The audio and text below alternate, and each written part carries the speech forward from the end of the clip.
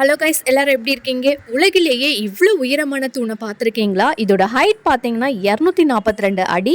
இதுக்குள்ளே ஸ்டெப்ஸ் இருக்குது. ஸ்டெப்ஸ் பார்த்தீங்கன்னா 319 ஸ்டெப்ஸ் இருக்குது. பட் இப்போ பார்த்தீங்கன்னா உள்ளே போய் பார்க்குறதுக்கு அலோவ் பண்ணலை. டெல்லியில் ரொம்ப இம்பார்ட்டண்ட் பிளேஸ் இந்த குதுப்தினார். அதுவும் இந்த பில்லர் சொல்லவே தேவையில்ல, அவ்வளோ ஹைட்டுங்க.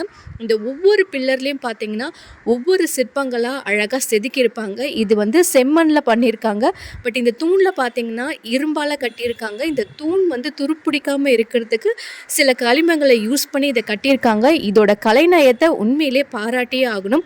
இன்னி வரைக்கும் பார்த்தீங்கன்னா இதில் சின்ன டேமேஜ் கூட இல்லை, அவ்வளோ அழகாக இருக்குது. நீங்கள் குதுப்தினார் போனீங்கன்னா இந்த இடத்துல நிறைய சுற்றி பார்க்க நிறைய பிளேசஸ் இருக்குது. ஸோ நல்லா போய் என்ஜாய் பண்ணலாம். டெல்லி போனீங்கன்னா கண்டிப்பாக மிஸ் பண்ணாதீங்க இந்த பிளேஸை. இதுக்குள்ளே போகணுன்னா டிக்கெட் எடுத்துகிட்டு தான் போகணும். ஸோ இந்தியன் பீப்புள்ஸாக இருந்தால் ஒரு ஆளுக்கு 35 ருபீஸ் சார்ஜ் பண்ணுறாங்க. இதே ஃபாரினர்ஸ்க்கு பார்த்தீங்கன்னா 500 மேலே சார்ஜ் பண்ணுறாங்க.